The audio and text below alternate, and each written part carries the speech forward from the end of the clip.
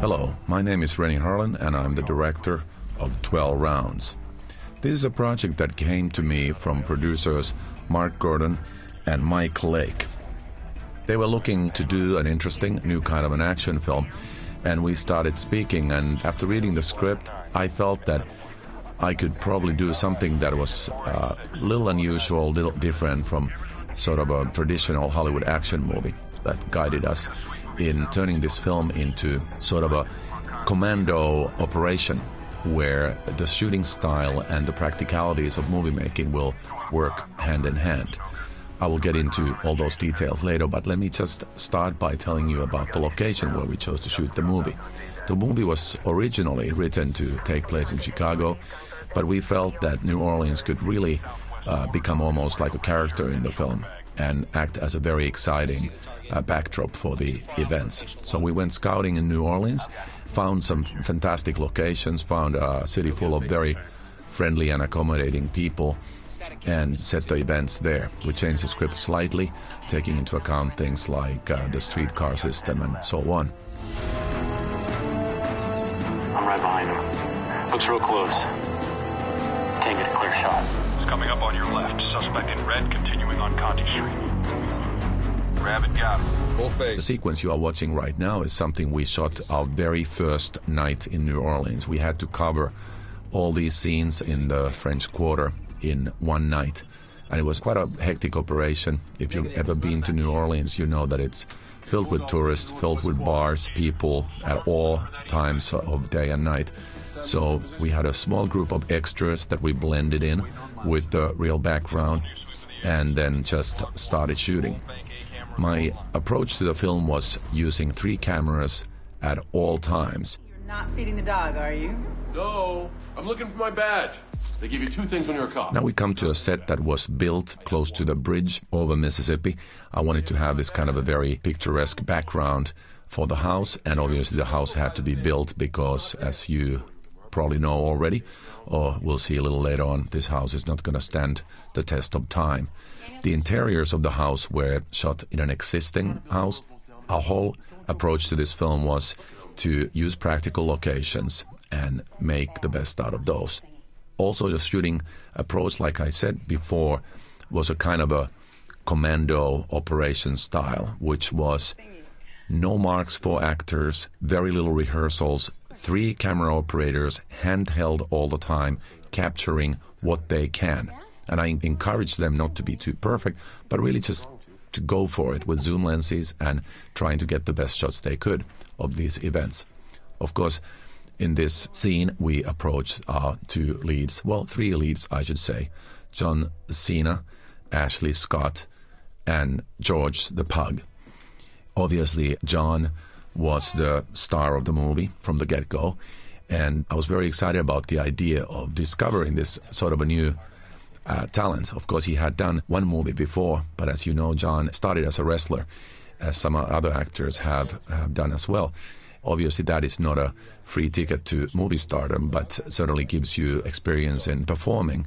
And from the first moment when I met with John, I think what was very special about him was his intelligence, his sense of humor, and his willingness to learn and to do whatever the script and the character called for. He took it very seriously, and I said, you know, this movie either stands or falls with you, so let's work together, let's really spend time getting to know the character, and let's make sure the character is you and you are the character.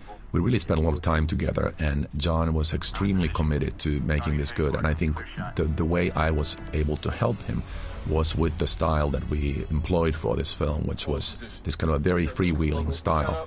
And I said, don't worry about marks, don't worry about, getting everything exactly the way it is in the script. Just live in the moment, live in the situations, be yourself, and I promise I'll get it on film. I hired a very special DP for this, David Boyd, who proved his style and skill on a show called Friday Night Lights, and I liked his style, which was this sort of a handheld, use a zoom lens, find the best shot, use a lot of foreground light scenes with very sort of aggressive, strong lighting, and don't worry about things, don't worry about even sometimes seeing the lights in the shot. With David, we picked up some very good operators, And this way we were able to put the film on the screen. In a very short time, we shot for only 51 days. Actually, we finished 2 days ahead of schedule. And like I said, the goal was not to do sort of a glossy Hollywood film, but almost creating a feeling like these events, which in the story of the film unfold in a matter of about 5-6 hours, that they are really happening, they are taking place in New Orleans. And we simply have 3 documentary crews following these events. They found out about what's going on, and they are trying to get it on film. In many of the action sequences, I even encourage the operators to not get it so perfect. I said, imagine you're in a street corner and all of a sudden you see a car chase. So you whip your camera around and try to put it on film. And that's how we approach a lot of the shooting. A6, it's better. He's heading east. He's hailing a cab. Home Unit 6 has video on him, 100 yards back. Send NOPD the new pics on Miles. Have him establish a 10-block perimeter around the wharf. Sir, should you call the director? No. This is the first time that Miles has been out in the open in 2 years. The director has no idea you're about to cut a deal. There is no deal. We use Samuel and Joshua to get to Miles. We bring them all down. Nobody's going anywhere, Ray. This time, he's not getting away from me. Just give me the scoop, man. So you gonna pop the question or what? Hey, I'm just saying. You know, you move in with the lady, the ring usually comes next. Bro, it's been 2 weeks. And? Yeah, you've lived with like 14 different girls. Well, yes, I did, but I'm sexy. I'm also not a big fan of the huge machine that the filmmaking factory is, which means a giant base camp with dozen giant trucks, motorhomes, and things that make the moving of the operation very, very slow and hard. It's like a dinosaur. So we packed our things in small minivans. That way we had kind of 3 moving units. And then we had our sound team in another minivan. And so we just chased the events and went with the action. And that way we were very mobile.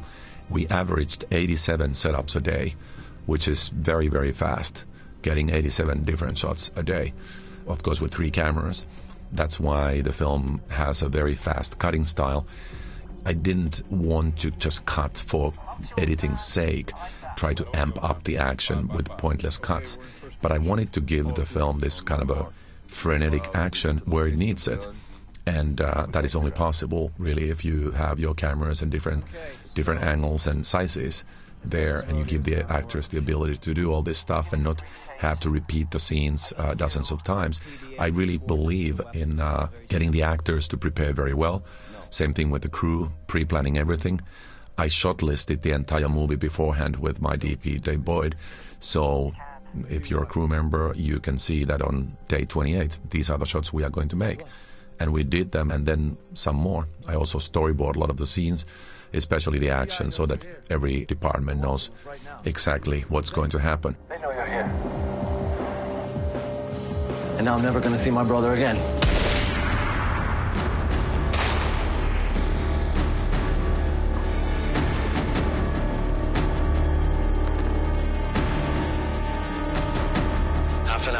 Lake Pontchartrain Causeway. You bring me my brother, I'll bring you Miles. That is, of course... There, lovely Nick Gomez, who is a local New Orleans actor that I was very fortunate to meet with and cast in the part of Samuel. I think he did a fabulous job. Let me talk about the other actors as well as you're watching here. Gons Menendez, excellent actor from LA. I thought did a fabulous job here. I wanted the actors, just like the style of shooting in the film, to feel very real. I didn't want big gestures and, faces that would seem out of place. I wanted people that's really blended into the story and the characters and the background and felt very real. Of course, there you saw also Steve Harris, very cool actor, cool guy. Just a pleasure to work with. These guys really honed these characters down. The dialogue is very rapid fire. And they did an amazing job with these scenes where we actually were driving around with these vans with 2 or 3 cameras in the van with the actors. It was quite a sight. We developed also sort of special technology and special antennas so that we could follow with the sound van and the video van behind the van where the shooting was taking place, or in this case with the police car behind them. So I could, on video, I could see what the actors were doing. And also we could record the sound at the same time from a different vehicle. You're lucky I didn't aim any lower. Man, it's just like those pansy-ass feds. I mean, they call us, we jump right away. We call them, cities under 7 feet of water. Hey, 5 days, take it easy. Those guys skin my ass, Danny, they really do. Look at this guy. Arms trafficking, espionage, murder. Hell, he even sold... See there, Aidan Gillen on the screen. He plays Miles, our main villain. Also the lovely Taylor Cole. I wanted to find sort of a partner for Miles who would obviously be very beautiful and at the same time strong and believable as somebody who could hook up with this kind of a mastermind and be a match for him. And I think she sure is. Just the problem is that things don't go so well, and her demise then triggers the events in the story. You also just saw Brian White there with John. Brian, just a fabulous actor, just a natural. I think he also, as a young actor, has a great future in doing all kinds of movie. I think whether it's action or drama or comedy, there's no limit to what he can do. Of the other actors, I'd like to mention Billy Slaughter, whom you saw in the van with our FBI guys as well. Young actor, did a very good job. Soon you'll meet some of the other characters as well. He's waiting at the airfield? Yeah, he's there right now. Why don't you give him a call? You know what the funny thing is, Sam? If I hadn't have found out the FBI was holding your brother as a bargaining chip to catch me, you'd have gone along with this whole double cross without so much as a consideration. And I'd be out of my hard-earned cash. The FBI would probably have me in custody. And you and your douchebag brother would be holding hands somewhere in the south of France. Like I said, a lot of this was shot in a real moving van. Then, of course, sometimes we do a poor man's process where we actually have the van stationary and we move the lights outside. The movie from the get-go was perceived as a PG-13 film. And as long as you are watching the theatrical cut, this is PG-13. Of course, if you're watching the unrated cut, then you'll see a little bit more violence and rough language maybe. But basically, my feeling was that there's no reason to make this extremely violent. It's an action film with a very intense plot line, and yes, you'll see a little bit of blood here and there, but there's no sort of orgy of violence or blood. I think all the fighting and action gets across very well without that. With the other.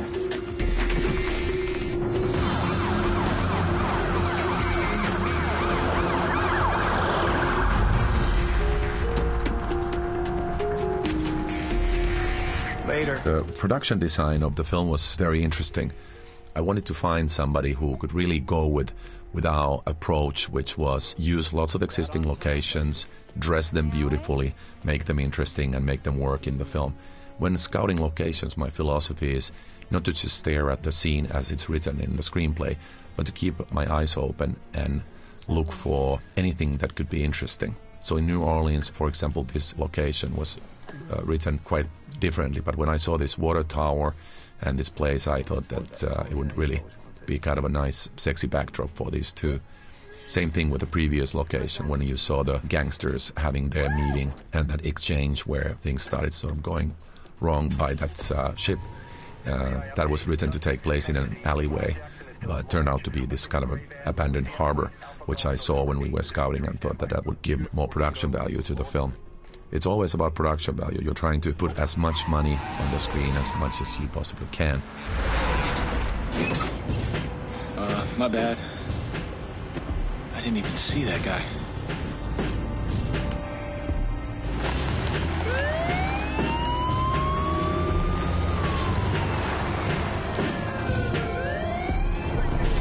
Turn around. Turn. What are you talking about? Danny, we're black. The actors in the movie do almost all of their driving. Again, sort of the traditional Hollywood way of doing these scenes is to put the vehicle on a trailer where it's towed and actors pretend to drive it, or you shoot it against a green screen and you put the background there later on. I wanted it to really feel real, so most of the time the camera is on the back seat or on the passenger seat and captures the actors doing their thing for real. Come on, Danny, you heard dispatch. We're looking for an Irish dude in a gray van. You think this is a good idea? Just ask her the questions.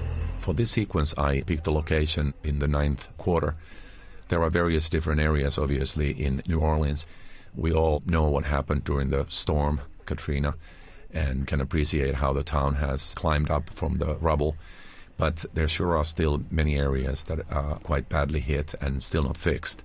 I wanted to show kind of the glory and also the darker side of the city in the film, and wanted to pick some of these locations that are a little rougher and grimier as a contrast to some of the very pristine and pretty locations that really reflect the beautiful, beautiful history and architecture of this remarkable city. But tell me, what's a pretty lady like you doing driving all by herself through a neighborhood like this? Sometimes I like to be alone. Sometimes I don't. Give me a second. Yeah, no problem. I think this scene is really one of my favorites. A lot of this is really about the actors doing their thing, adding to what the screenplay called for. John playing this sort of a dismay, and these two having this kind of a flirtation here at the car, which is, of course, all just a prelude to the action that is about to start. I'm working my shit over here. What are you doing? Ask her. I'm gonna need you to pop your trunk.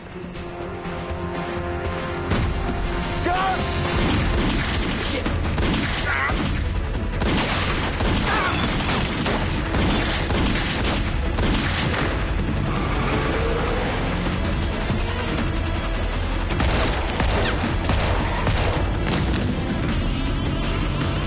This sequence in the beginning of the film was originally a car chase, but as we sat down with our production team and our screenwriter and producers, we discussed how to always get the maximum out of these scenes and also hopefully do something that is a little different. And I think we've seen lots of car chases, so to me it was an interesting challenge to stay in this very tightly built, tightly knit neighborhood and create a foot chase where John's character just basically cuts through the neighborhood and this way is able to stay with the villains.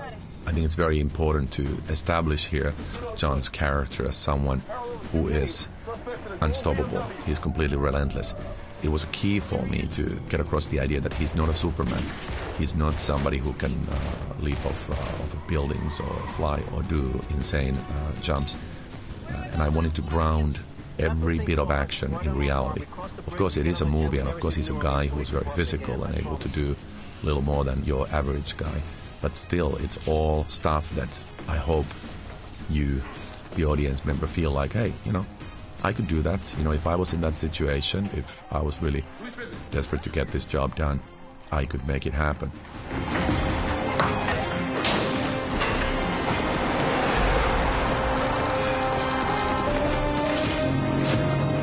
Okay, keep going.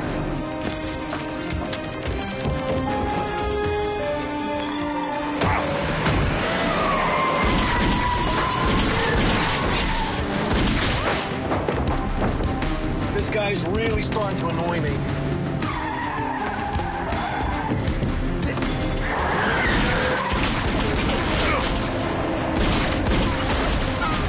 We just found a lot of these practical locations, buildings that are half torn down or just falling apart or being rebuilt, and created this kind of a maze where John goes through this battle with the villains.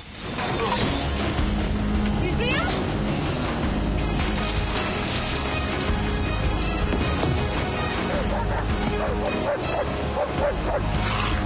Of course, there has to be the ferocious dog that is going to chase you, just like in every cartoon. We couldn't find one in New Orleans, so this guy came from Florida. And in these scenes, it's always like people say, don't work with animals or kids. I've worked with both a lot, and I enjoy it. But it always puts a little extra challenge there for you, because you never know if it's going to take a little extra time. A little bit different from when you work with trained professionals. Officer Fisher, still on foot pursuit. Subject's headed towards the marina.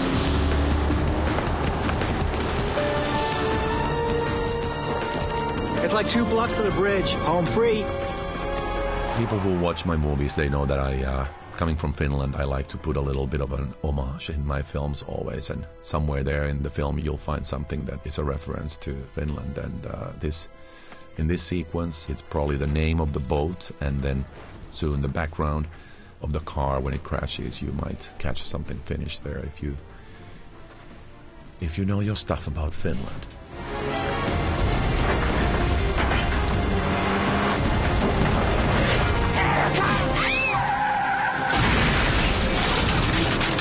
Steve Ritchie was my stunt coordinator, great guy. Again, with him, I approached the film with a sort of a realistic angle where the stunts are not out of this world and insane, where everything spins around 10 times and does just something insane, but something that feels kind of real.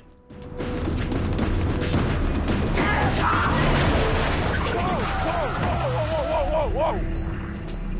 Stay in the vehicle! Stay in the vehicle! Hands up! Now! Who are you? On the ground! This still kind of turns my stomach when I see this sequence. Obviously that was done with a green screen, so that Taylor first runs out in front of the green screen and then we shoot the same sequence with the car seemingly hitting her. Very simple stuff, but it's quick and it looks quite effective and certainly sets the stage for what's to come. I have to commendate Taylor for lying on the ground on this amazingly cold night. It was somewhere around 20 degrees or less, and Taylor lied there wearing nothing while we were, the whole camera crew, we were wearing parkas. And watch her eye here. There's a tear dropping from her eye. They don't move at all. Good job, Taylor. I love Taylor. She's my favorite. So are all the other actors, actually, to be completely honest.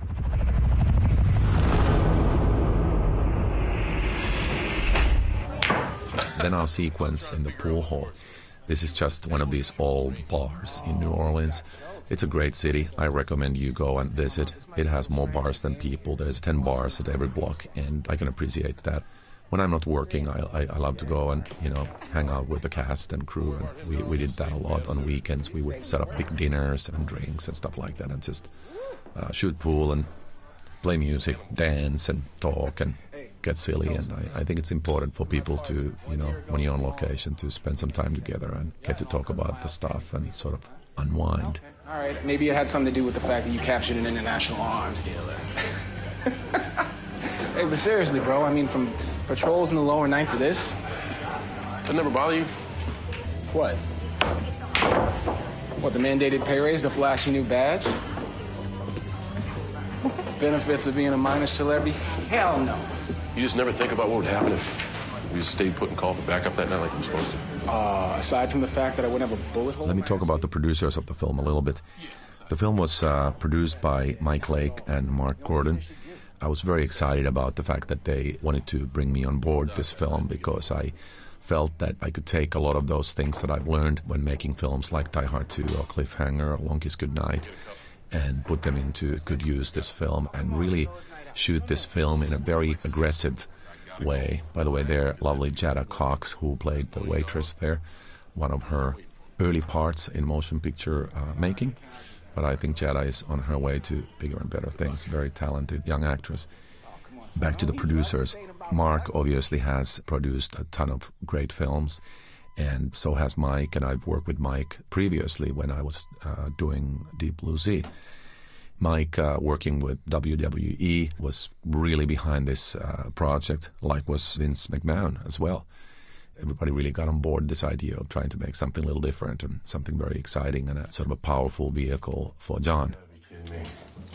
This is not a big deal, okay? 2 inches of water on the floor. Look at Shorty. I know, Phil's gonna be here in a few minutes. That's all I need. Put another one of that guy's kids through college. This is not a big deal. This is our home. Yeah, and apparently our home is made of durable paper mache. Stop. Look, I have to go to the hospital. I'm doing another night shift. I'm putting you and Shorty in charge. Fantastic. There, of course, George the Pug, who I think did a remarkable role in this film. George was not originally in the script, but I said, what is the fastest way to tell the audience that your character is worth your attention and worth your affection? I said, it's a dog. I've proven it myself. I've had dogs all my life, and I get away with murder because I'm a dog lover, so I can't be all bad. So we started talking about what kind of a dog to get, and people said a German Shepherd, a Rottweiler, and I said, I think it should be a pug. And people said, pug? Are you serious? That's ridiculous. And then we happened to have a meeting with John, and I said, John, what do you think about a pug as your dog? And John said, I love pugs. It's a great idea, genius idea. And all of a sudden, everybody who was in the room, and I don't mention any names, but all those who were in the room nodded and said, that's what we thought. Pug is perfect. And so pug it was, and I thought the pug did an amazing job.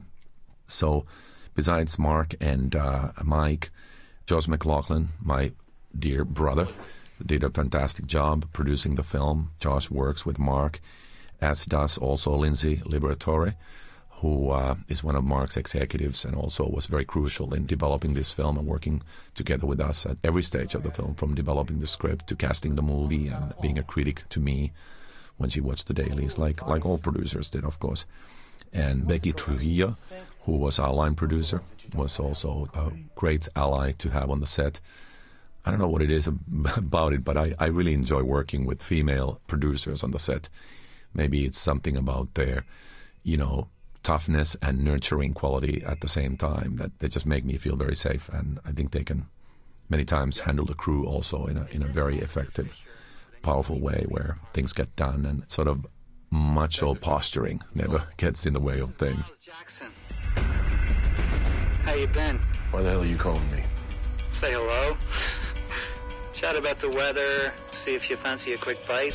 Yeah, prison food tastes like shit. Yes, it does. One of the many reasons that I left. I put you there, Miles. I'm pretty sure I'd know if you were out by now. Really, Danny? Well, I'm sorry to tell you, but I think you might have been left out of the loop on this one.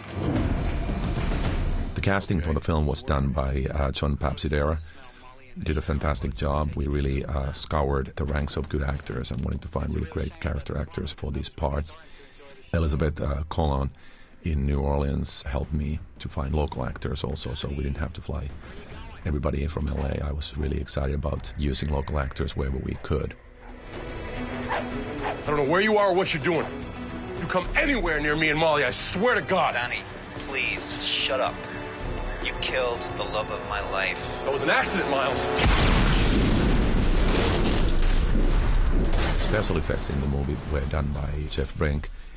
Again, we wanted to make them powerful and impressive, but not insane, so that they would blend into our style of filmmaking and support the reality of the film. And this house that we built here, there it goes. There was quite a bit of gasoline, I think, inside that baby, and it was thanks to Jeff and some good planning that none of the neighbors' buildings got singed and everybody was safe and good.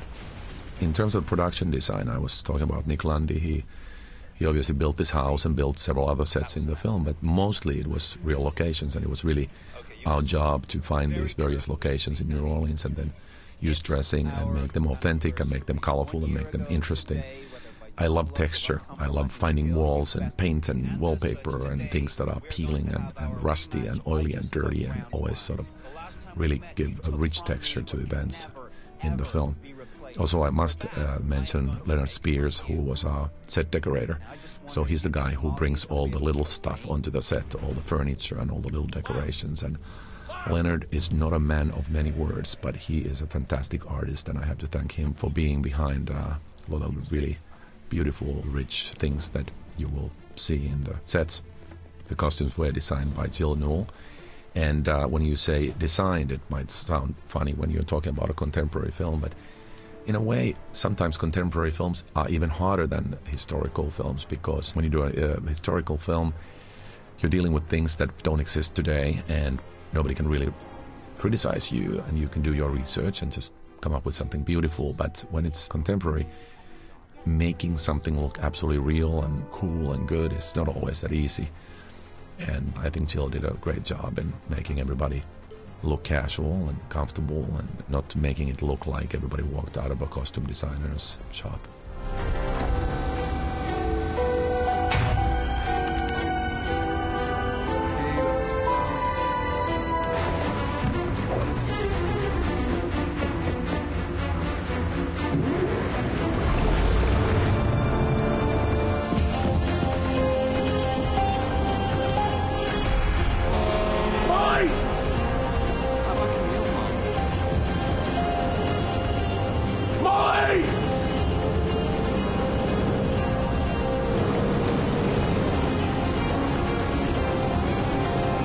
sequence here with the ferry crossing was a tricky one because we couldn't rent the ferry, obviously. You know, this is the Mississippi River.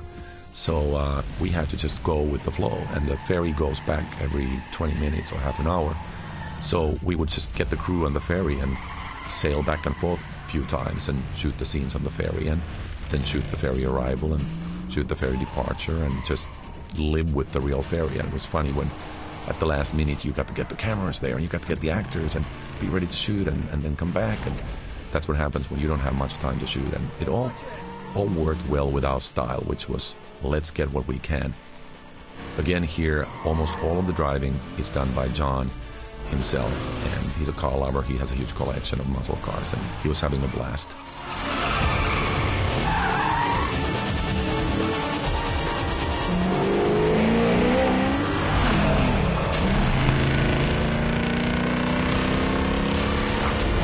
That's great.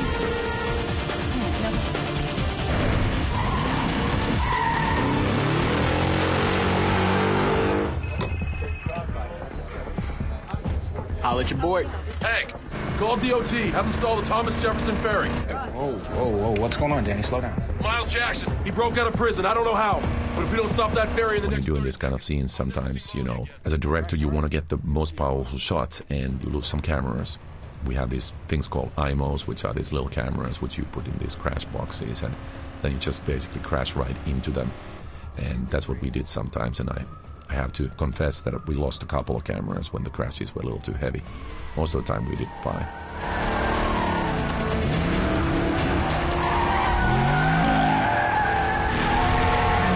We were very lucky with our stunt coordinator, Steve Ritchie, in terms of attracting a great bunch of stunt guys.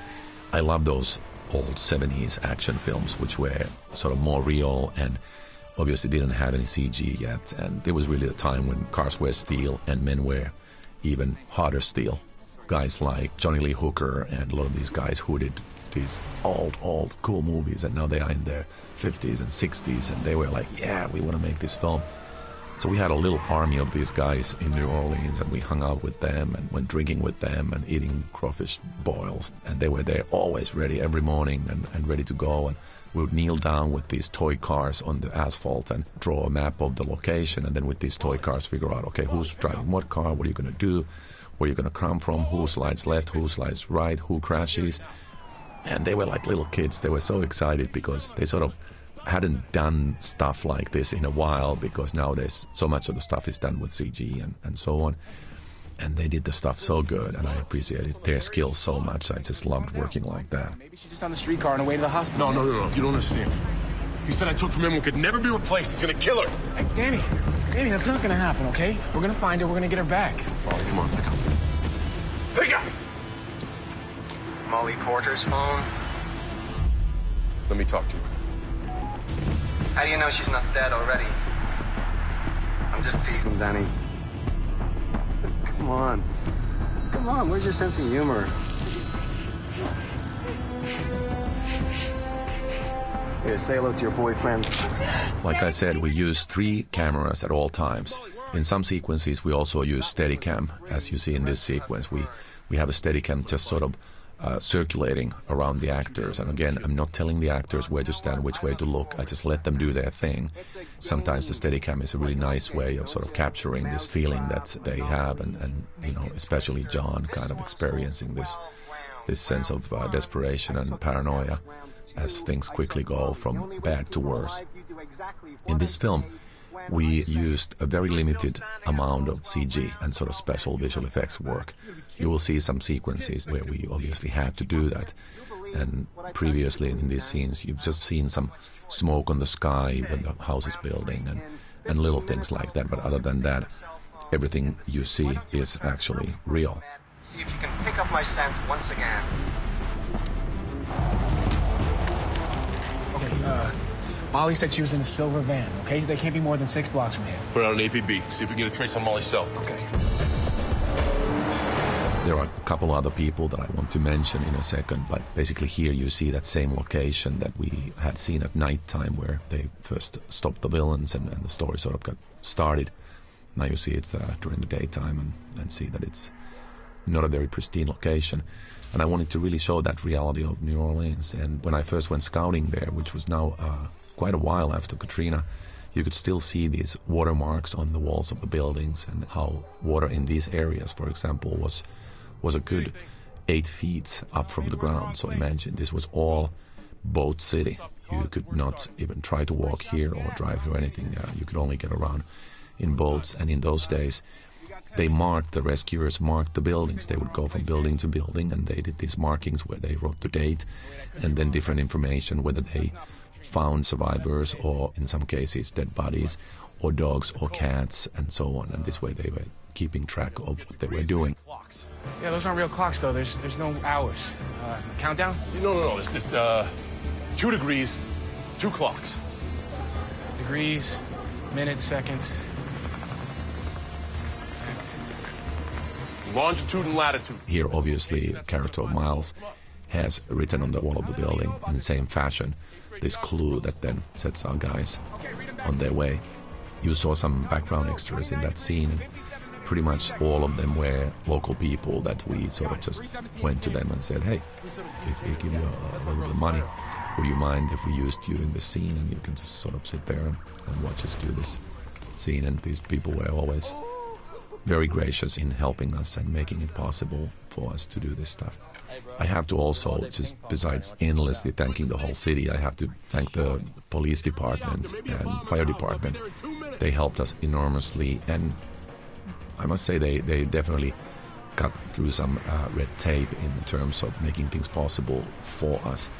That's a difference sometimes in terms of shooting with a big dinosaur-like moving machine in a big city, where understandably you really need a permit for everything you do, and you need a very, very careful arrangements and plans for every single street corner and every single cross street in order to do scenes. And what was remarkable in New Orleans was that we had these certain police officers always with us, and we explained to them a few days before, sometimes even the same day, we said, this is what we need to do, and this is what we'd like to do, and is it possible? And they would say, like, okay, well, if our motorcycle cops can lead the fire trucks through the city, we can just go and do it. And we were like, okay, let's go do it. Your sirens are on, so it's not like we are, doing something where people don't know that there's an emergency vehicle on its way. And then we would just get into our vans and shoot these vehicles. And this way we got some very exciting footage in a kind of a energetic way, how we shot it. Round 4. There's a fire in the Orleans Savings and Loan. In the memory chip of the phone you're holding are the numbers of 2 security deposit boxes located on the 10th floor. To win, simply grab those boxes by 5:55 exactly. Or there's going to be an early knockout. You gotta be shitting me. Not enough time. I'm just gonna come in. Yeah. I'll be right there. Hey. Telecom is up on your phone. They just think they found the van that Miles used to take Molly. There are a few people I'd like to mention, such as Gaffer, Sean Finnegan, did a great job in this very fast-moving production where he really had to be on his toes and ready to light the scenes. Of course, we try to cable and light the scenes beforehand, the day before, but sometimes it's not possible, and he was able to provide the sets ready to go every time, so we never had to wait, and he did a beautiful job with the special style that we had, which was not like your picture perfect lighting. I said, I want it to look raw, I want it to look real. Sometimes there's a shadow on an actor's face, and that's okay. That's actually even better. Rob Morrison, our dolly grip, same thing with the whole grip crew. These guys were building stuff, carrying stuff. Like I said, a lot of the stuff was shot handheld, but also we used dolly tracks. Sometimes we would arrive on the set and immediately would determine 3 different areas for dolly tracks. We would literally surround the set with a horseshoe of dolly track, then put the dollies on them, and then 3 cameras, and start shooting. And these guys had it always ready when we needed. Danny, get your ride? Your best chance, Danny. Tell us what we want to know. We'll tell you what you want to know. You better talk as fast as they drive.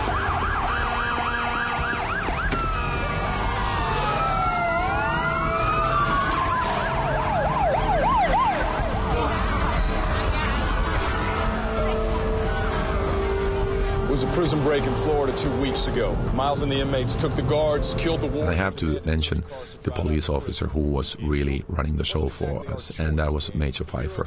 What a fantastic law enforcement official. He was tough. He didn't take any crap from anybody, but he made it possible for us. I would say this movie would be 10 or 20% less of what you see on the screen if it wasn't for Major Pfeiffer. So thank you, man. You really made our lives easy, made it safe for everybody and organized for everybody. Great job. The fact that he's done something that he never does, the fact that he's shown himself in the city, that interests me quite a bit more. You want to catch Miles, that's fine. I want to keep Molly alive, and I know what I got to do.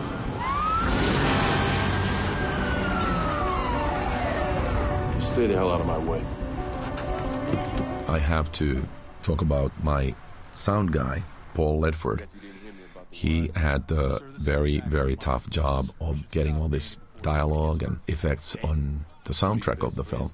Of course, we also do a lot of post-sound in terms of sound effects, but he did a remarkable job. He developed a special system where he can follow actors, whether they are in cars or on foot or whatever, in this van that had these special high-frequency antennas, and he was able to get, I would say, almost all the dialogue of the film there as we were shooting it. I've made some films, some action films, where almost all the dialogue was done in post-production because there was just so much interference and so many problems trying to get it clean on the set. So thank you, Paul, for a great job.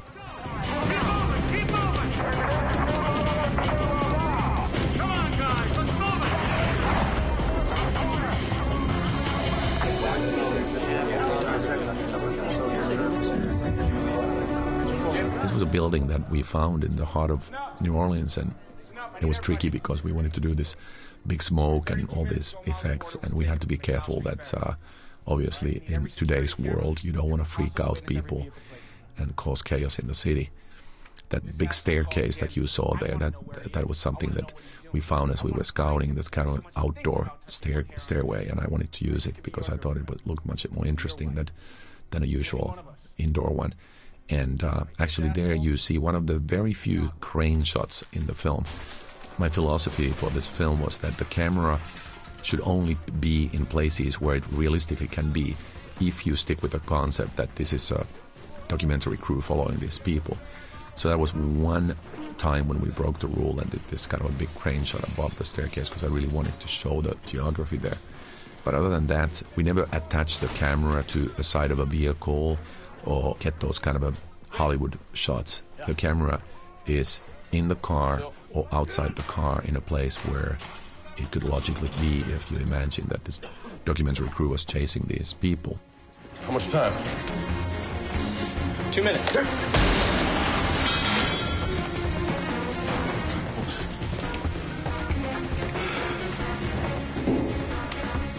It's 590, 591. Right there. Yeah. Trevor Rabin, who did the score.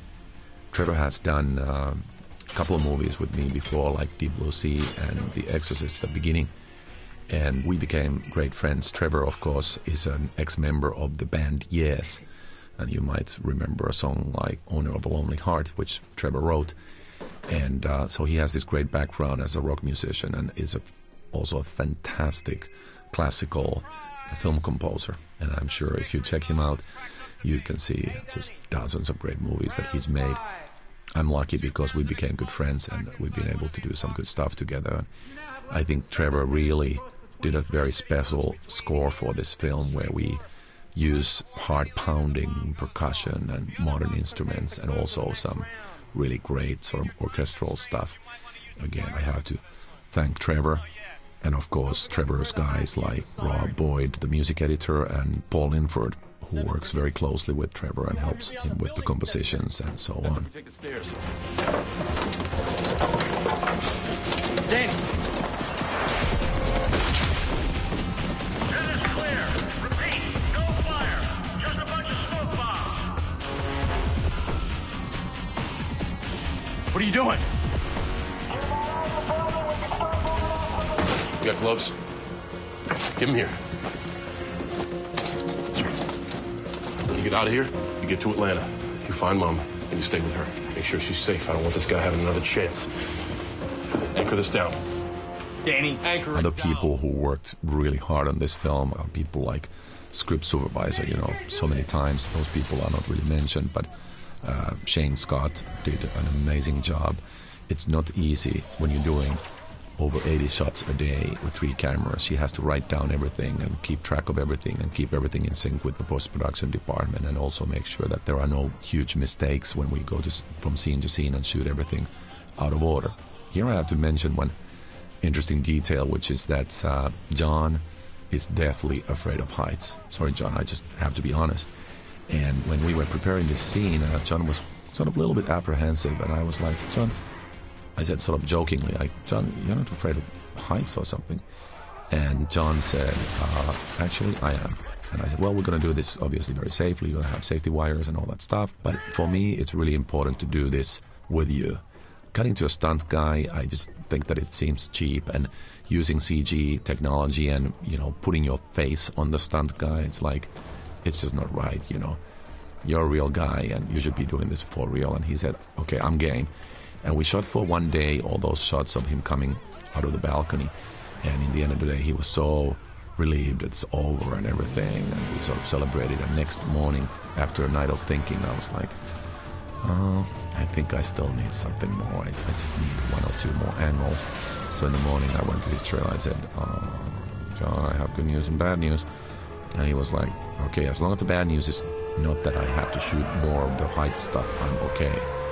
And, well, long story short, we had to shoot some more. And John said that he was going to make it part of his contract in the future that he will never work in any kind of heights. And I can appreciate it. It's not fun. Are you sure that's such a good idea right now?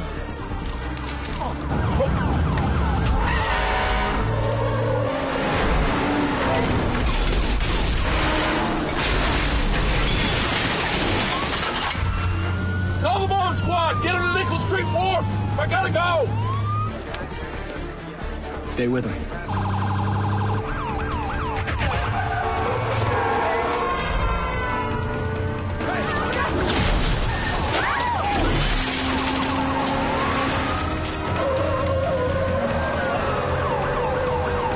As you can see in this fire truck sequence, John is doing the driving.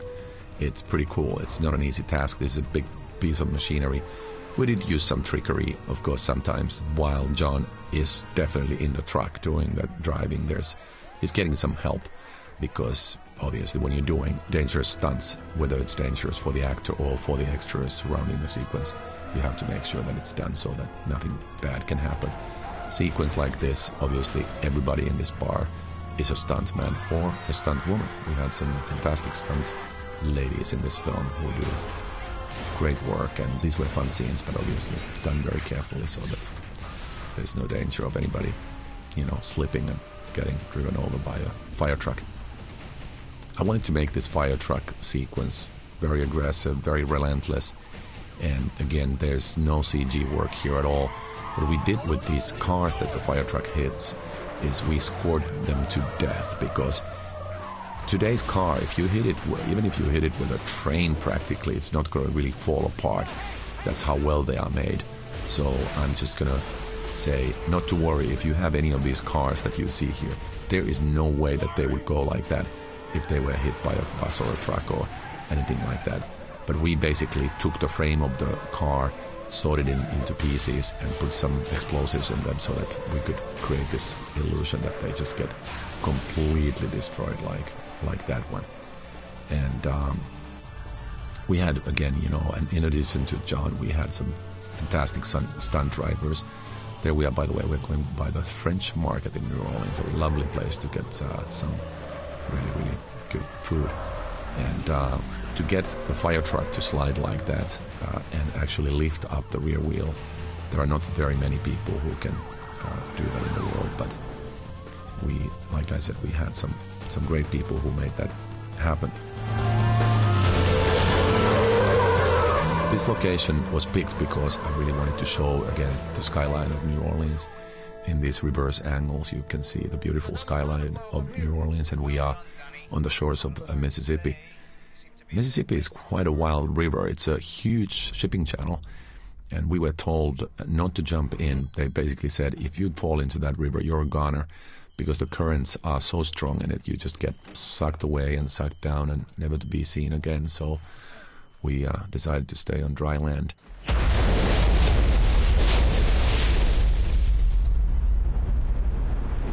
Where's the bell?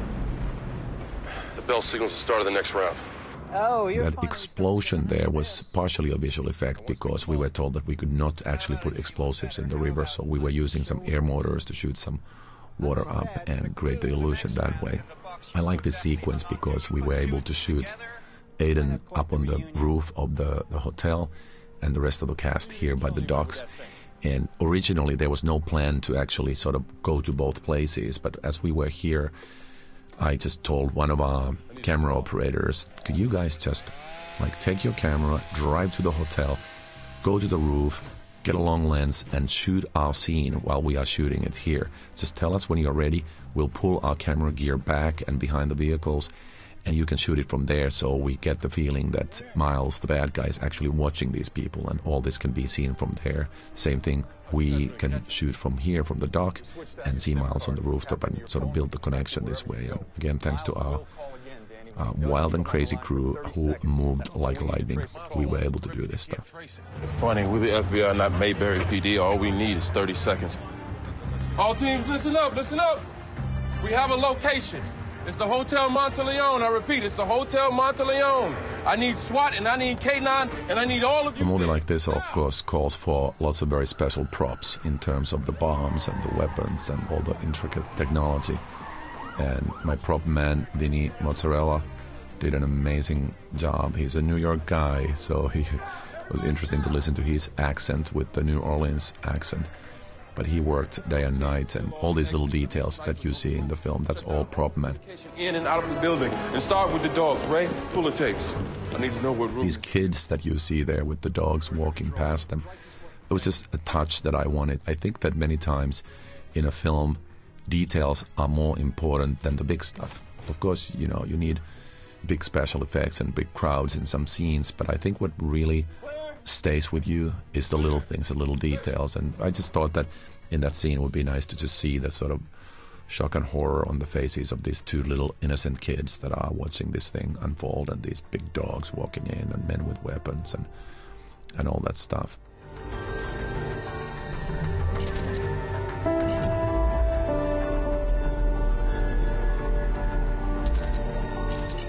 I need to mention more than anything my editor, Brian Verdun, and his incredible team.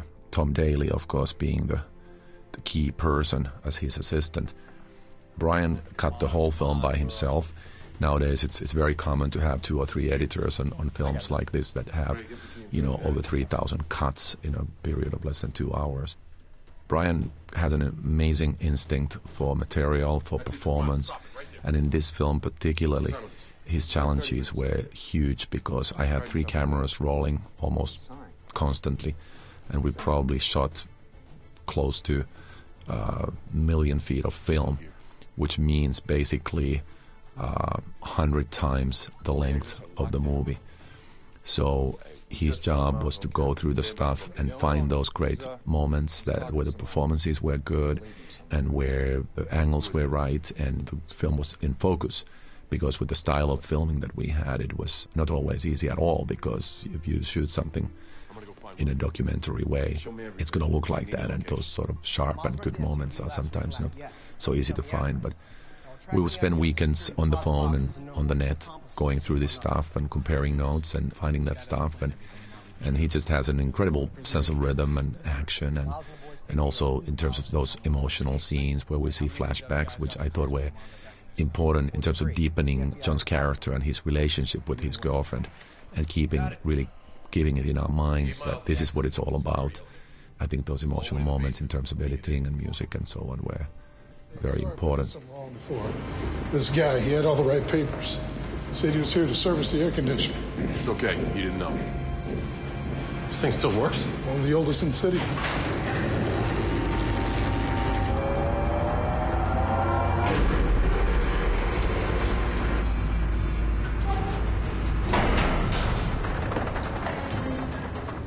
Here, one of my favorite guys in the movie, Big Willie. He is played by Peter Tulasosopo. He hails from Hawaii. And it was tricky to find somebody for this part. I wanted somebody that you like instantly and who is very, very big. So it clearly sets some challenges in this situation right away. And Peter fit the bill, no pun intended. The sequence is unusual for one reason. It was almost all shot on real location. When you're doing elevator sequences like this, I would say 9 out of 10 films would do this on stage and use green screen and all kinds of technology, but we decided to go for this. One of our main locations really filmed was Hotel Monteleone. We used their rooms and we used the elevator shaft, we used their lobby, we used their rooftop, we used a lot of places. And this is their freight elevator. After really thinking about the sequence, we said, why don't we just shoot it for real? And of course we had to do certain things to reinforce the roof of the cab to make sure that the actors and the crew can be there. And we had to use some trickery. We had to throw some green screens into the elevator shaft. And some of the scenes when the elevator soon does some unpleasant things, of course, involve some digital work. But most of this was done for real and made it quite challenging for the actors. John, again, being the superhuman character that he is, you know, had to do all this climbing out of the elevator car onto the roof of it and pulling Big Willie through it and so on. And it certainly wasn't an easy task. Who lives and who dies, that is your decision. For the lucky, the clue to round 7 is framed in the lobby. For the other, at least you'll be a lot thinner. Danny, he made me read this to you. Is that for real, man? I can't die. I got a wife and kids, man. Where's the security hatch? I got a radio. There's no time. How do I open this thing? You gonna leave me here? No, watch the clock. The latch, man. I'll talk. For the latch up there. All right, I got it. Stay right there. I'll get you out. Oh, shit, I can't fit through there. All right, big man, let's go. Can't. It's too far. You got a pull. It's your only hope. Give me your hand. Come on. Come on, let's go. Come on. Up. Come on, you can reach. Come on. It's too far, man. Come on, you can make it. Oh! Pull.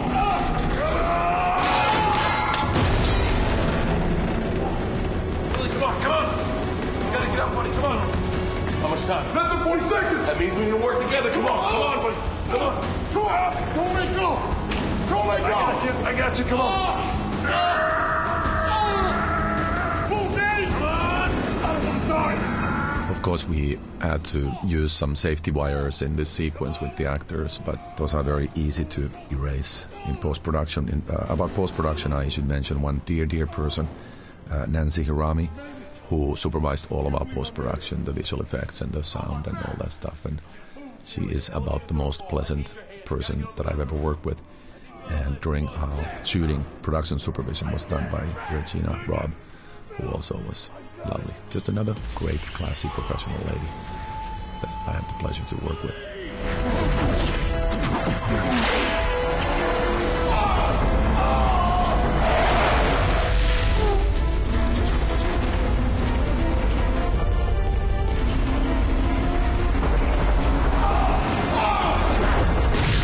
Final crash of the elevator was really done at the bottom of the real elevator shaft. We used air motors and didn't really use any dynamite or explosives, obviously, because we were inside a real building. And in this shaft, of course, some of these shots of Big Willie falling were done with a stationary elevator, and then we created sort of a CG animated elevator shaft around the elevator. What would New Orleans be without some skimpily clad women? I don't know if you've been there for Mardi Gras, but New Orleans has its share of ladies with not very many pieces and articles of clothing. And of course we had to, as a kind of a little inside joke, we had to show some of these ladies exiting the building, because there are lots of those type of establishments in these streets filled with tourists and pleasure seekers. I can't die. I've got a wife and kids, man. We didn't use lots of slow motion in this film. We used it very sparingly in some sequences. Again, I wanted to have the film and the story always very much based in reality and feeling of real situations. But in some of the sort of emotional moments, I'm using slight slow motion just to emphasize what John is going through and what his emotions are like. Yeah. Danny, you sound upset. I did everything you asked, Miles. You had no reason to kill him. I didn't, Danny. You had the choice to save him. It was your round to win. Oh, shit. In terms of these streetcar sequences, it was quite a tricky thing to do because we were basically using the streetcar system of the city. And Canal Street is the main artery of the whole city, and we couldn't really close down the traffic. So we pretty much just drove the streetcar down the street, put our film crew in it with some extras, and our actor there, very little lighting, using a lot of natural light, and then just shot and got to the other end of the route and then had to sort of return the streetcar to the beginning, get it turned around somewhere and start again. But again, the city was very open to helping us. And all those wonderful little toys. Hold for position, everybody hold for position. I must say, I really am touched how you've all come together for this little affair. About Aiden, I just have to comment on that scene with the ice cream cone. It was all Aiden. He's such a resourceful actor. I think he really made this character his own and very interesting. I didn't want your sort of muscle-bound bad guy, smirking maniac. I wanted a guy who is super intelligent, and his power really comes from his brain more than his muscles. And it was crucial for the success of this storyline that he really turns out to be somebody who can play all of these people and calculate every one of their moves beforehand. And the little touches that Aiden does, like eating the ice cream and eating the candy and so on, they're just his little ideas as an actor that I embrace.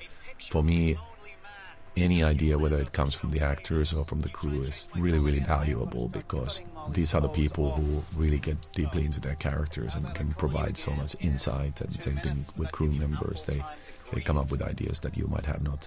So I try to keep my ears open, and I always tell everybody, hey, I'll take the credit for all your good ideas, because I'm also gonna get the blame for things that don't go so great. And in filmmaking, there are always surprises. That's one thing that you know for sure. Cell phone a grand total of 1 time. It's working just fine. If Danny keeps doing this, a lot more people are going to get hurt.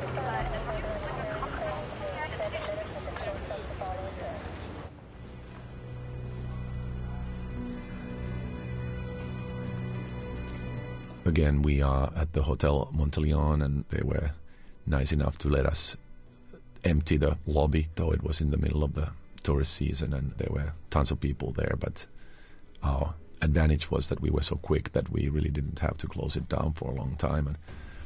And this way we were again able to shoot in these real locations.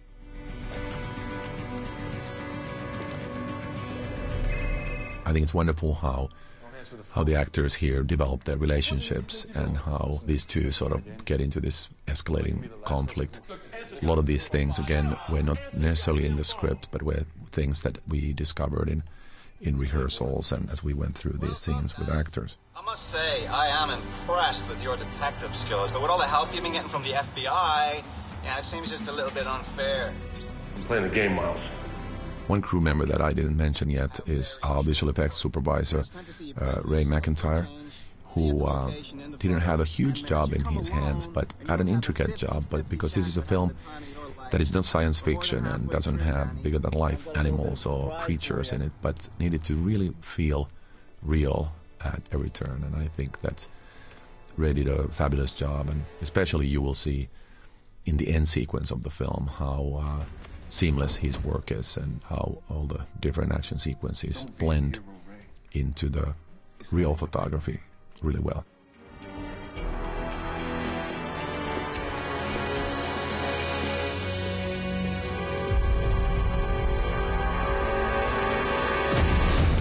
I like this sequence very much. I wanted to give it sort of a slight feeling of hallucination almost, where John's character just feels really alone in this situation and helpless.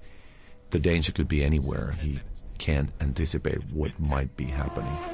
Yet this emotion of his drives him forward and doesn't let him quit because of his sense of responsibility and love for his girlfriend. And he's really the only one who can resolve this situation. Just stay in your position. We got you covered. Stay right there.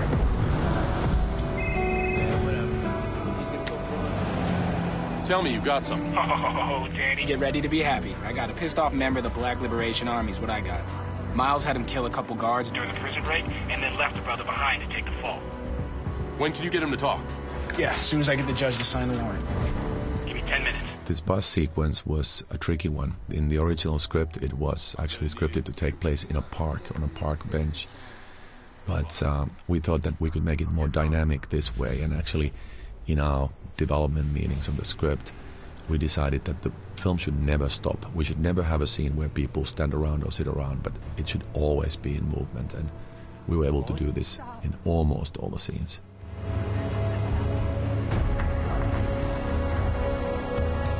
What was very important about this bus scene for me was really getting these two together.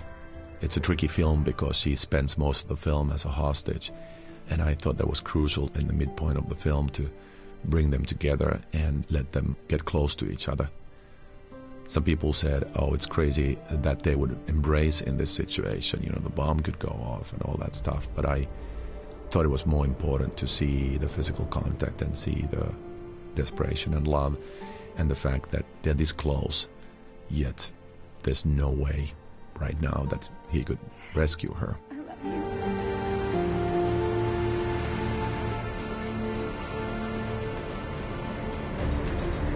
You two lovebirds care for a sit? I debated a lot how many people to have in this bus. What I wanted to reflect here is the kind of world we live in today, which is people really don't want to get involved and they don't want to know. And in a way, I guess we are a little jaded. And of course, also in a noisy bus, it's not necessarily that people would see and hear what's going on here. But I wanted to have enough people here to really establish that it's not an empty bus. And I think it's also, obviously, it's important for Miles' his plan that there are people, so he's not just a sitting duck there. But it was kind of a fine line to have it crowded, yet not so crowded that people are literally sitting next to them, and it's not believable that it would all go down like this.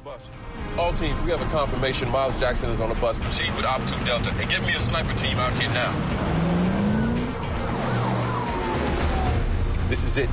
This is his mistake. We got SWAT ready. Why don't we just take him out now? No, we stop that bus now. He turns us into a bloodbath. We know where he is. We're taking our shot.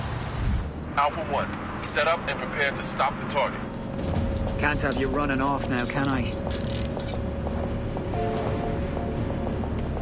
Round 7, Danny. I had a helicopter for this movie only for literally a day or two. I do like using helicopter shots, especially when you're in a city like New Orleans. It's interesting to show the city and establish the geography and open up the movie now and then. So here's, one of the shots where you see the bus going down one street and the chasing FBI team on another. And we basically had one go at this shot, or at the most two, because we couldn't close down the streets and close down the city, and we just kind of have to let the bus go and let the FBI guys go and hope for the best. But it all worked out fine. And same thing here, when we had to sort of time the bus on the one street and the FBI vehicles on the one street. It was just like, okay, well, let the bus go now. And then I estimated how fast the FBI vehicles are going and sent them, and we got lucky.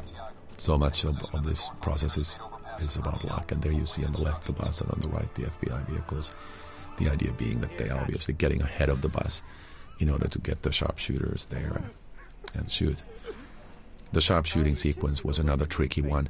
We couldn't close down the freeway, and this was one of the main exits off the freeway where we wanted to set up this sharpshooting situation. So we literally could drive the cars there, shoot for 20 minutes or half an hour, and then we had to be off the ramp. So it was another situation where We had our 3 cameras ready to go. We had the bus down at the bottom, ready to go. We had to time it pretty perfectly and go for it. And what I found invigorating and exciting and fun about making this film was that we had to do things like this. Sometimes something really fresh and fun comes out of necessity. And as you can see here, it's happening fast, and it's happening really this fast as we're shooting it, believe me. We rehearsed these things somewhere else, and then I said, just go for it. And the same thing with the camera guys, just shoot it, get it. There are some shots in this sequence, like a close-up of the trigger finger or the close-up of the eye in the viewfinder of the sniper rifle and so on, that we actually shot later on, because obviously that kind of inserts can be shot anywhere. You died too. What's keeping me from reaching over there and kicking the shit out of you? Nothing.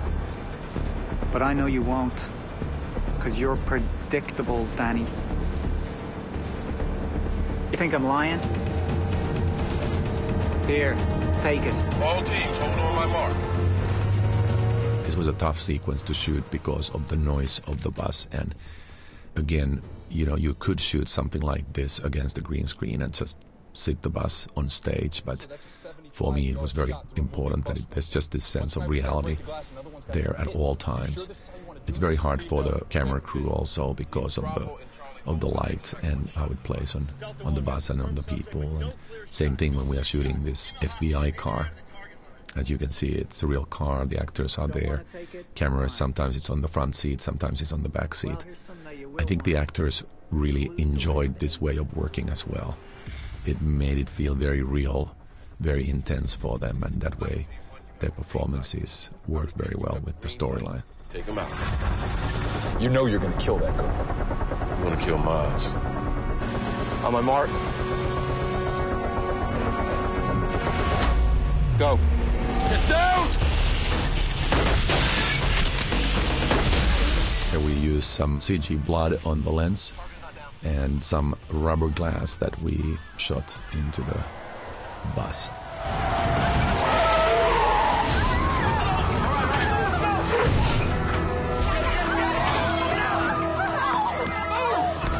Officer Fisher, I didn't know you cared. Come on. Molly!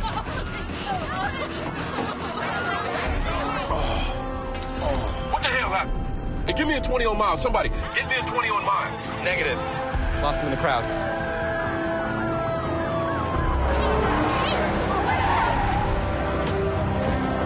I need you to stop everything, get him on the chin. At this point, I want to talk about our writer, Dan Kanka, a little bit. This screenplay is an original written by him, and it's a really rare situation in today's Hollywood to have a script that has only one writer. Scripts are developed for years, and usually on the credit list you see many names depending on who worked on the script and at what point, who worked on the dialogue, who worked on the action and the characters and so on. So I have to really congratulate Dan for this. He wrote it as an original. It's his first produced screenplay, and he worked tirelessly with us as we sat down with our notes from the producers and from myself and from the actors, and really kept fine-tuning this film and using New Orleans as a real character in the film. We really wanted to show a lot of things. Even in this bus sequence, you saw this tent village under the freeways, which was pretty shocking to see. You know, people living in tents, people who lost their homes in the storm. Everywhere we went, we were always looking for something that really says this time and this place. Dan was able to write those things into the script and also create some characters that I think are very interesting. The relationship between these two is something that you care about. We didn't want to make it the cliche, two cops doing everything together. And obviously this is really John's character story. But I like the way their relationship develops, Brian and John, and that they have this bond, and it's heavy when Brian's character then meets his end a little later. He said Miles played chess every day in the prison yard with a guy named Anthony DeLusso. Best part? DeLusso got paroled 3 weeks before the prison break, and he's in town. All right, Jansen's on his way to get the address from his PO right now. What the hell are you doing here? Come on, I knew my boy needed me. Wait. Here we go. Dealing with all the phones again was quite a job in the film, because there are so many of them, and so many clues come in so many ways, whether it's on a note or on the screen of the phone and so on. So tracking all this logic and making it work and figuring out where Miles probably is and how he can control these people and how he figured this out and how he could guess what was going to happen was kind of a brain twister that we all tried to solve together. Of course, you know that in movies, numbers always start 555. I guess they just don't want you to start calling somebody and driving them nuts. Let me help you. All right, we do this together. We can both get what we want. Round 8. There's 5 numbers inside this envelope. Let me help you. Choose wisely, and the number you dial will win the round without further action. Choose poorly, and the number you dial will arm one of 4 devices scattered throughout the city. You now have 60 seconds. If you refuse to dial in that allotted time... Before I forget and get severely punished by her, I have to also mention my trusty assistant, Nikki Stangeri, who has now made many, many movies with me over a time of 5 years, and she is the crucial part of my production team, and I couldn't even find the set in the morning if it wasn't for her. She works much more than what you normally would, call an assistant. She's a liaison between me and the whole crew and the actors, and everybody can go to her with their problems and concerns and questions and ideas, and she'll make sure that it all comes to me and it all gets done. And she works 24 hours a day, 7 days a week. It's a fact. She's some kind of a cyborg. She doesn't sleep at all. But you should just know that kind of people are very important in your life, who will always have your back. And everything else in its path. Let's take that one. Come on, let's go.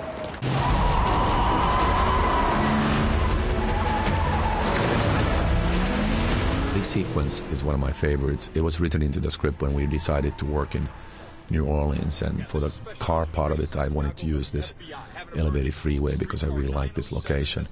And then obviously we have the streetcar.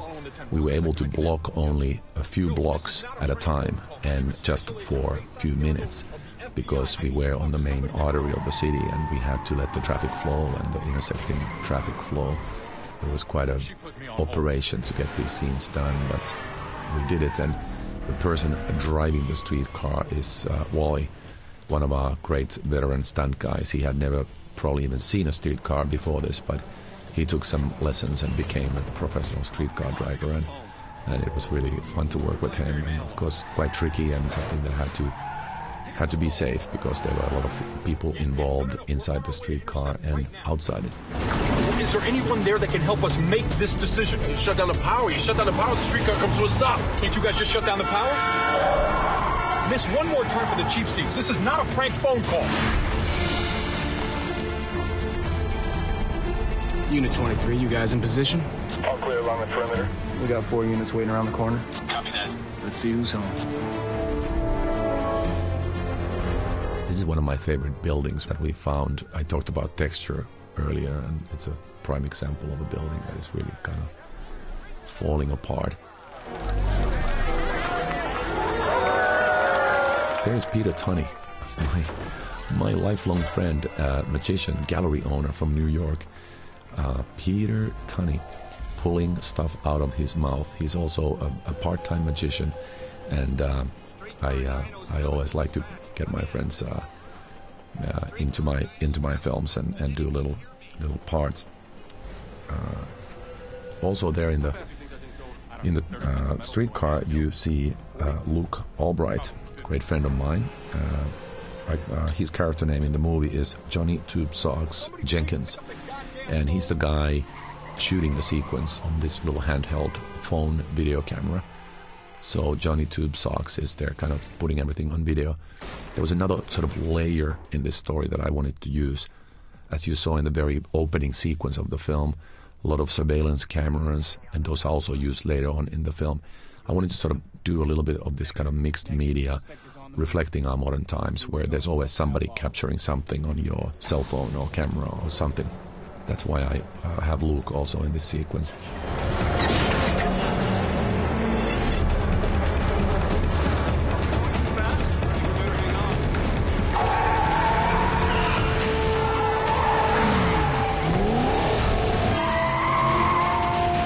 Another very special person that is in this sequence is my son, Lucas Harlan. He's the little kid there with a cap who is taking pictures with a camera. He's the 11-year-old kid there. in the streetcar. And there was Luke shooting his video again. This sequence was tricky in many ways. I have to mention this one character there, the sleeping giant. That was something I just added at the last minute. I thought that to have one character who just doesn't know at all that all this stuff is going on would be funny, and then when he finally wakes up in the end, I think it's kind of a humorous thing.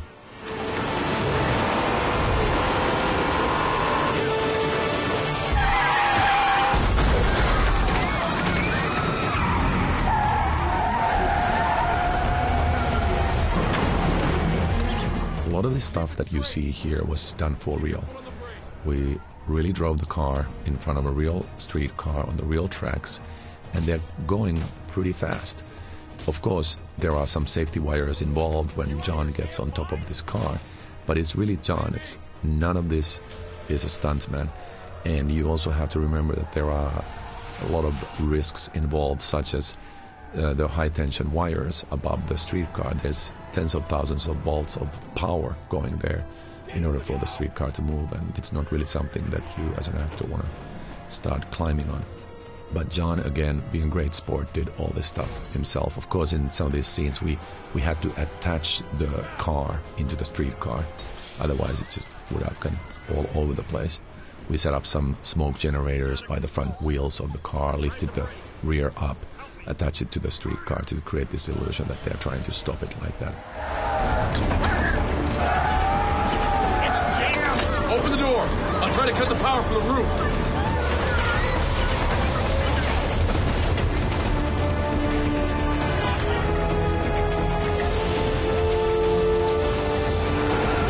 You see John on the roof of the streetcar. If you stood up, your head would hit those wires, and it would give you a very, very, how would I say, a very curly hairdo, even if it's a short one, like John's. The sparks here are generated by CG. It was too tough to set up real sparks on top of the streetcar. And the crashes, all real. And instead of setting up perfect camera positions for these, I again wanted to get a feeling that we are just kind of capturing it by chance, and there's a camera inside the streetcar and we just barely see the crash, and to me that added to the reality of the situation. All units, suspect is entering the Dixie Welding Factory on Fitzpatrick. Wait for my go.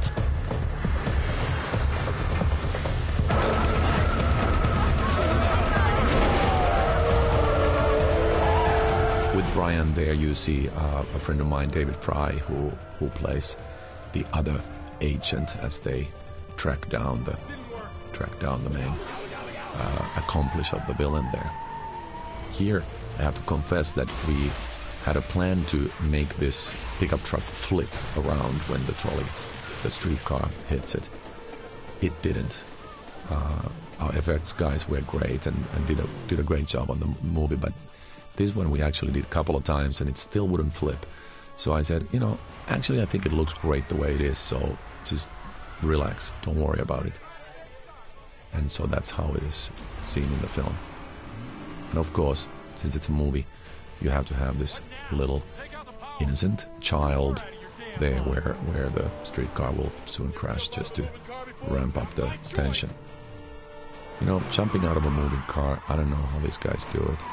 I have to confess that the ones who jumped out, those were stunt guys, because you just don't want to risk your actors breaking bones. But even stunt guys, it is a moving car and it is asphalt, so gotta really give kudos to these guys and say, good job.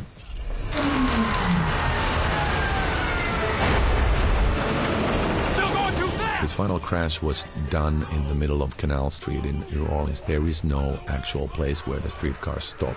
They just keep going, so we just built this thing in the middle of the tracks and created this little street fair. And listen to the sound, how it goes here when the streetcar crashes into the barricade. I like what the sound does.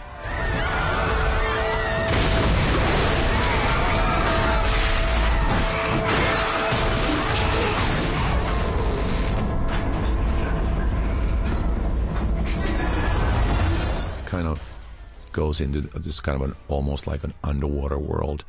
I wanted to give it a little bit of a sort of a surreal feel, and then once the Oh, he woke up. Yeah, surprise.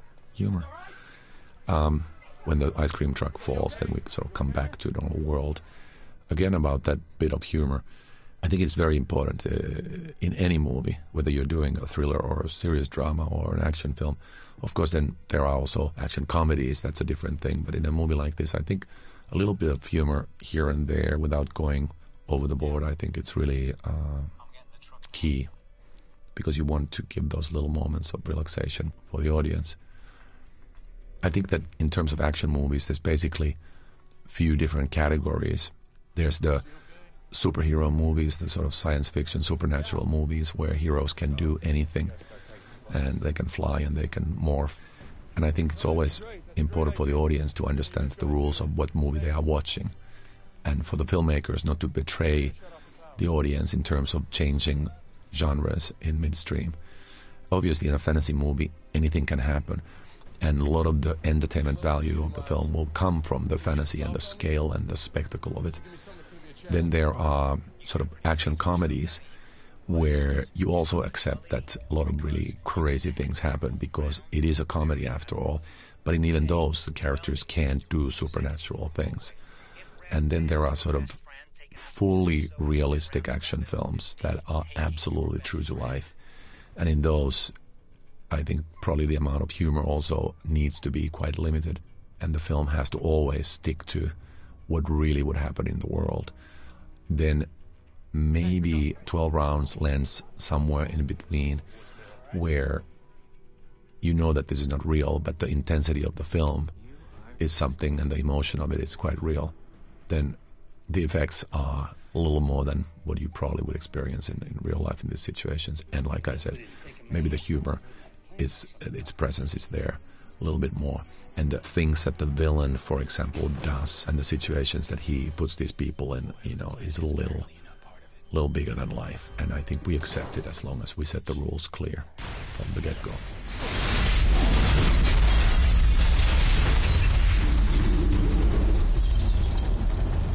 I don't have anything, man. I got somebody on the phone. I'm trying to get you a straight answer, but nobody's got anything. How can you not get a straight answer? I told you. Miles knew about it. He knew about everything. He knew about Hank. He knew about DeLusso. He was at the warehouse. I hear what you're saying. It's been a half hour, man. Danny, something, I know. anything. Danny. There was an explosion at the factory. Our firefighters on the scene now, but Hank was inside. There's no way he could have made it. In this sequence, there's one of the favorite moments for me in the film, which is this sort of emotional moment for John, how he reacts to this situation. I think he's doing a fantastic job. As they start talking, there's just a short shot that I love. It's a little piece of a Steadicam shot where we rotate around these three, but it's almost like a coincidence how it happened, but I think it just looks beautiful. It's coming up any second now. 2 days later, one of those things is shot down to 747 out of Islamabad. I think this whole backstory with this little toy car was important. Again, it's just a small detail, but it symbolizes the quest that this character, Aiken, has in the movie and represents why he behaves the way he behaves and why he is such a hard case, why he's gotten so far in the story. And I think it's important that these two characters, John's and he's, learn to understand each other and work together and realize that they actually have the same goals, even if they are approaching them in a different way.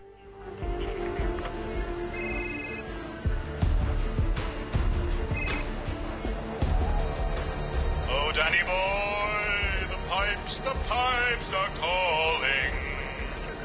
Sorry about the delay, Danny, but I think they were just about ready for our grand finale. It is round 12, and this time we won't be going to the judges' scorecards. In 17 minutes, it will be exactly 1 year since Erica's death, and I have to ask, will Molly suffer a similar fate? Miles, you don't have to do this. Too late. You know, you've done well to Here, survive. very soon comes this, just a little piece of shot, but it's just for a filmmaker when you get it like that one there. It just feels good. This time, only your thumbprint, only your touch can stop the timer. Tell me where she is. Are you sorry for what you've done? We were shooting in the middle of the city, and we only had one night to shoot all this stuff. This was another scene where we had to work very fast. And I liked the way we shot through these police car lights and different things obscuring the frame and lights blasting into the frame and so on. I just think that it makes it feel very exciting and real. And there is John driving, obviously. Camera is on the back seat. In the following shots, when you see these cop cars and fire trucks, it was really stuff that we shot very improvised. Motorcycle police leading us through the city. These are all just real police, real firemen, real fire trucks, and we're just going for it, just shooting it as we can without really lighting up the whole city, without planning everything. Obviously there is police in the intersections stopping traffic and making sure that it's safe, but still we are also driving in a lot of real traffic. Danny, you wanted to kill us, you should have just done it when you had a chance. Danny, your phone. Yeah. Danny, Chuck Jansen. Listen, two things Hank had me working on, they're not making any sense. I ran a trace on all 5 numbers. There's another friend of mine, Vincent Flood, who plays this police detective here. Again, it's really fun to be able to employ your friends and, you know, use them in these kind of little parts. I should mention also Brian Stanton, who played Maddox, the FBI agent, in the very opening sequence. He's the guy sort of following Miles in the very opening scene of the film. So if you look at that, he's that handsome guy there. Brian and Luke, who are both in the film, they are also screenwriters, very talented screenwriters and great actors. So I got all the help from them that I could ask for. We're connected to the same streetcar. You already told me once, George. I arrested this guy. I don't even know. This is your guy. What am I missing? Joshua. Every time he plays, what does Miles want? He wants to win. Miles wants to be the guy that nobody can beat. This was a tricky sequence because there is lots of information coming across here, yet I didn't want to make it a boring scene where people just sit and talk. So I kept it in traffic with these emergency vehicles driving past them and the dialogue sort of rapid fire. Again, it can be so rapid fire that you don't have time to sort of digest what's going on. Of course, then there are these flashbacks that we are dealing with as well. Willie Dumaine has a second job as a Homewood security guard. For the flashbacks, I wanted to create a special look. And it's this kind of a washed out, almost black and white, bluish, greenish thing. And there I have to thank Doug Delaney, who did our DI color timing. It's a method that is very different from what we used to do when we were dealing only with film, when correcting light and color and tone was very limited. Now, when we do this digitally in post-production, though we shoot the movie on film, but in post-production we do it digitally, we can literally affect the color and light and so on in millions of different ways. Instead of the couple of days that we used to spend doing this with just film post, now we spend at least 2 weeks doing this shot by shot, every shot. And of course, when you have sort of a special sequence like the flashbacks here, that's where it really comes in handy. Today, when you see movies, you see, you know, movies that have a sepia tone or a very cold tone, or that are very dark or very soft. That's mostly stuff that is done in post-production. Engraving and printing. That's the goddamn mint.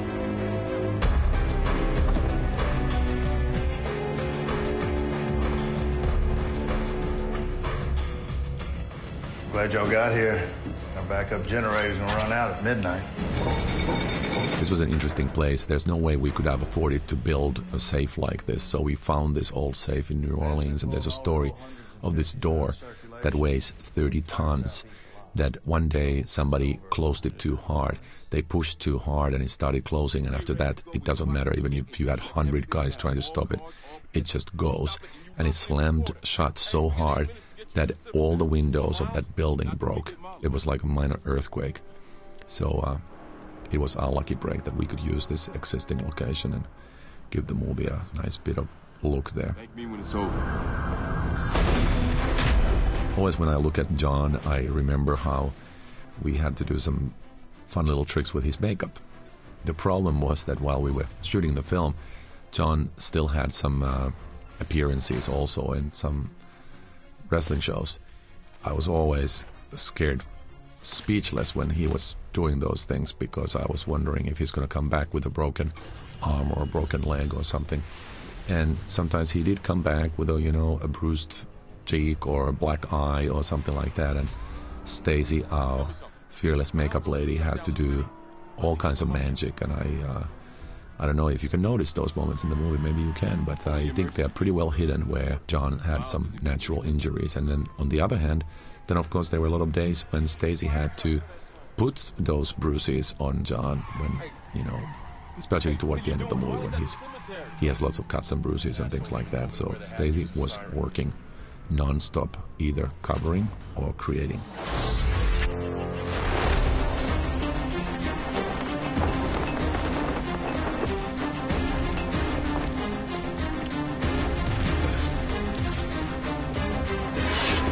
I haven't talked about my camera operators, and I have to really mention Francis, Mike, and Jerry.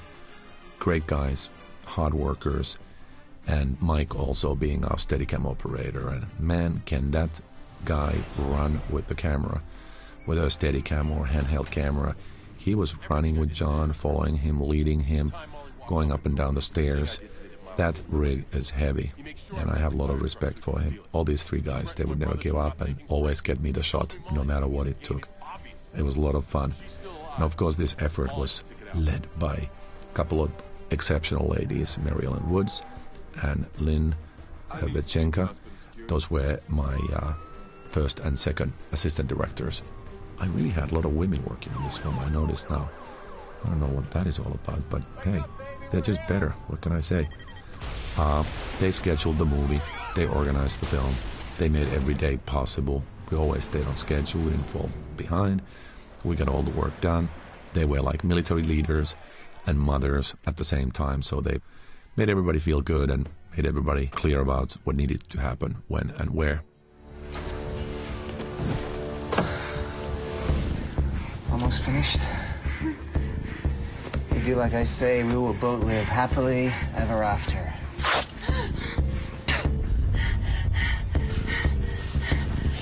Now, where are those buddy bags?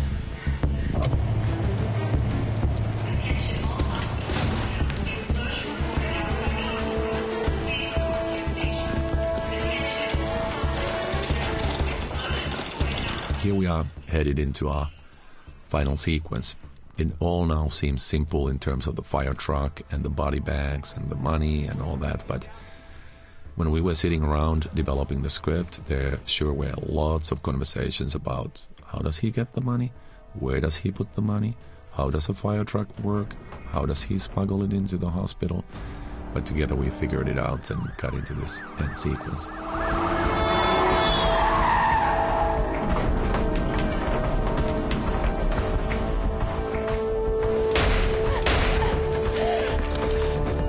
Two great veteran stunt guys there who played these security guards. And then finally we get to our final sequence here at the rooftop of the hospital. A tricky sequence to shoot. Obviously, whenever you're dealing with helicopters, you need to be careful. This is one sequence where we, of course, used some green screen work. We shot for a couple of nights with a real helicopter at the rooftop, put our actors inside it, and did a lot of flying around the city. Take it off.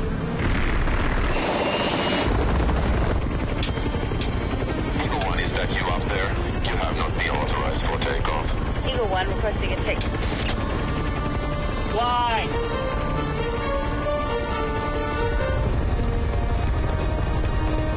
I have to compliment my actors there. Ashley was not a fan of heights and had a tendency for a little motion sickness, which is understandable when the helicopter is spinning around.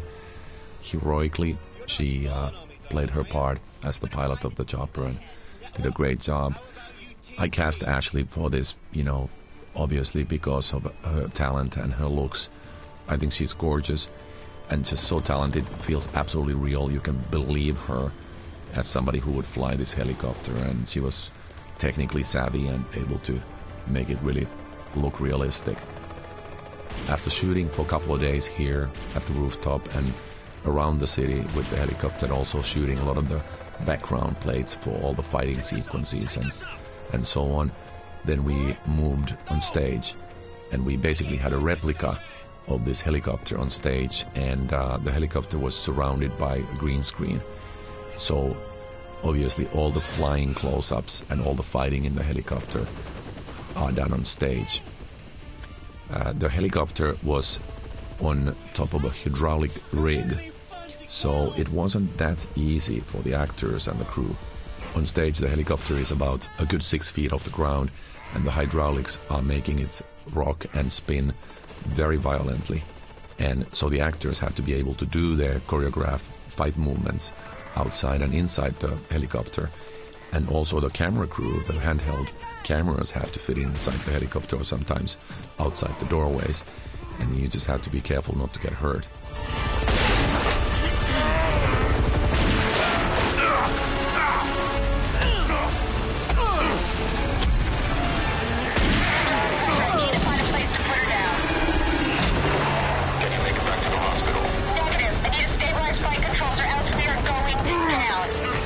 That you see outside the windows are things that we shot from the helicopter all around the city. The only shots here really that are with stunt people are those really, really wide shots, which is really a real helicopter above the real city with a real person hanging from the helicopter. But all the fighting, all the smashing bottles, all the smashing tanks, or actors being banged against the walls, it's all real stuff with the actors.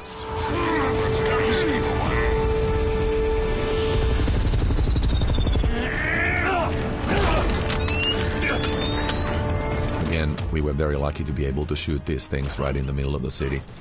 Not only there's certain safety concerns, of course, with helicopters, but it's also extremely loud with a big helicopter like this, and I think we did keep some people awake for a night or two, and we apologize. People of New Orleans and all the nice friendly tourists at the hotels there, thank you for letting us shoot.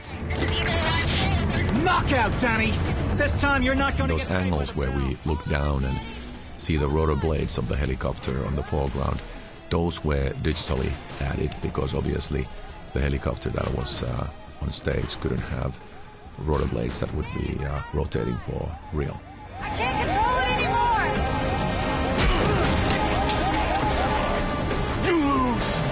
These kind of scenes are tricky for actors. If you think of the intensity that Ashley has to hold in all these scenes, it's tricky because you don't want to be the shrieky woman who is screaming all the time. You want to be the strong woman, yet you don't want to be too calm, considering that you're facing fairly certain death here. Get in the seat! I can still put her down. Danny, strap in. Not in time. Yes, I can. What are you doing? Come on, take it out of here. No, what do you do? No. Do you trust What I like about the screenplay of the movie is that you think it's one thing, but when we really discover what Aiden's character was planning all the time, it turns out to be something completely different. So he's the orchestrator, he twists the story and he manipulates everybody. And I think the nice thing is that our hero is then able to manipulate him in the end and turn the tables one more time and get out of this situation.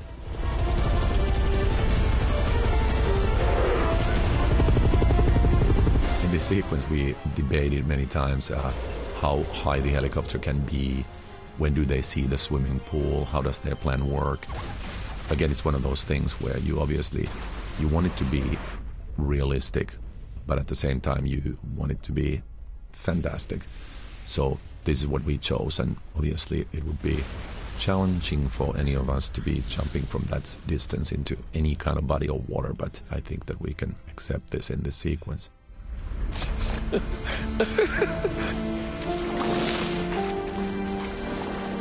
Here the money and the fire that is falling into the pool is real. What you see behind the pool there in the sky and in the background, that's something that we added with CG so that it would seem authentic, that things are really falling all over the place.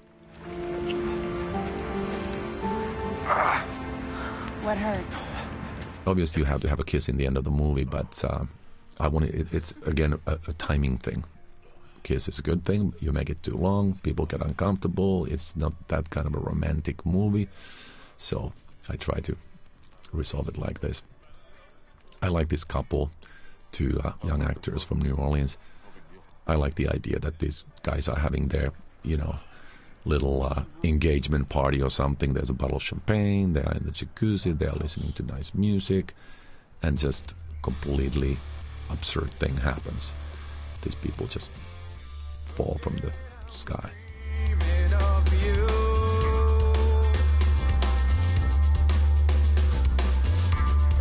And here's your end song. What makes this song unusual is that it's by a Finnish band called Crumland. It's called Feel You, and I hope you enjoyed it. I felt that it fit well to the ending of this story. So here we are. I want to thank you for listening. Thank you for the fact that you were interested enough in this film to hear some of my thoughts regarding the crew and the cast and how we made this film. Once again, I want to thank my crew for doing the most amazing job. We sure had a great time in New Orleans, and it was only because of these people working so damn hard that we were able to put all this stuff on screen in 51 days. Of course, I want to one more time thank the city of New Orleans. I want to thank my cast. I absolutely adore all of you and can't wait to work with you again. I want to thank Fox Atomic and Debbie Liebling and Zach Gadenson. Thanks for giving the chance to do this film. Thanks for standing behind us all the way and helping us at every turn. I want to thank Mark Gordon Company. Mark, you're a great mentor, great producer. Josh McLaughlin, my brother, did such a fantastic job developing the script and being there with me and for me every day of the production. And of course, Lindsay Liberatore. Couldn't have done it without you. Last but not least, WWE, Vince McMahon, thank you for making movies. Hollywood makes less and less movies, and it's fantastic to have somebody who believes in this form of art. Hope you're happy. We had a great time doing this film. Mike Lake and Steve Barnett, amazing job. You're such good stand-up guys. Just enjoyed working with you so much. And of course, I have to thank my dog, Little, who always stands by my side. She's been doing it for 14 years already and is on the set with me every time. So I have thanked a lot of people and they sure deserve it, but I would like one more time to say, John Cena, what a stand-up guy. Thank you, brother. You were there every day. We did it together, and I sure hope that we can make many more. So, thanks to you. Thank you for listening. I hope you enjoyed it. And if you want to send me feedback, you can find me at rennieharlin.com. I'll see you at the movies. Thank you.